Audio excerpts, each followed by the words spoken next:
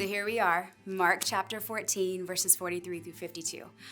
For the sake of time, I'm not going to read this passage in its entirety because that's your job.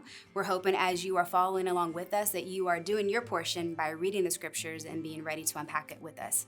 And so today I just kind of want to talk about some things that I really feel like the Lord impressed upon my heart as I was preparing this passage that was encouraging and yet convicting. And in this passage, we see the betrayal happen and Jesus get arrested. But before we kind of unpack that a little bit, we need to take a step back and look at the preceding verses that talk about Jesus' preparation in the garden. Now, I know it was talked about last week or yesterday, but I want to be able to highlight something because I think it's important for us to understand this passage. Jesus spent that time in the garden, and I've heard this beautifully stated before. Before he endured the cross and went to the cross, he had to spend time in the garden. And so in that moment, what we see is Jesus fellowshipping and communing with God the Father. And we see a glimpse of Jesus' humanity in that, where he was wrestling with the angst and the tensions of the weightiness of what was about to happen. He was about to endure the cross. And for a moment, we see him ask this question, or in some translations say, remove this cup.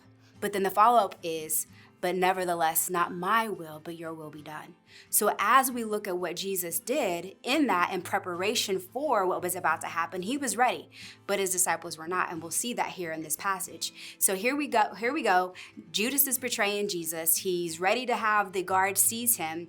And Jesus in that moment had an option. He could have flexed his divine power, because remember, he's fully God and fully man. He could have did that and had the guards removed, obliterated, and Judas obliterated, especially with the kiss that he gave him, because in some translations and commentaries, it shows that this was a lover's kiss.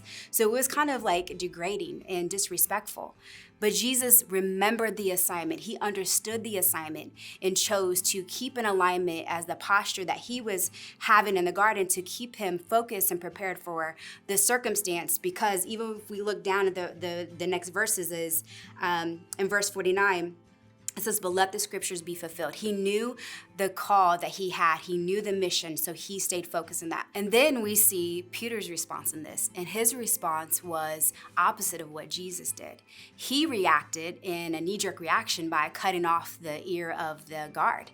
When faced with those challenging times, he was ready to fight. He was scrappy. He was ready to, again, prove his loyalty versus having that time spent in the garden where he had the opportunity to fellowship with God and be prepared for what was about to happen. Because again, Jesus had been preparing them this whole time with the things that were going to take place, but they just were not ready. So how often does that look like us when we're faced with challenging times, that we either retreat, we react with knee-jerk reactions, and sometimes we act a little jerky, in our fleshly responses because we're human. But again, God calls us to a greater calling. And in addition to that, if we look at the last two verses in this chapter, we see a young boy that fled the scene. And many have thought that it might be Mark. Some people just thought it was another disciple. We don't know who it is, but the point is, when he was questioned, when he was confronted, he also fled the scene. He retreated and didn't stand to represent Christ. And in addition to that, he was exposed. The outer garment was only left behind, and he was left with just his undergarments, which was basically his underwear. And I look at that and I'm like, man, how often do we retreat in situations versus understanding that God's grace and his righteousness covers us, even when we come and expose ourselves to be reminded that we're sinful people. And we need to ask for forgiveness and continue to desire to walk in the way of love. That's the higher calling that God calls each of us to. So Grow Family, I pray that this encourages you. I pray this challenges you in a way that you would understand God's calling on your life. Be encouraged today. God bless.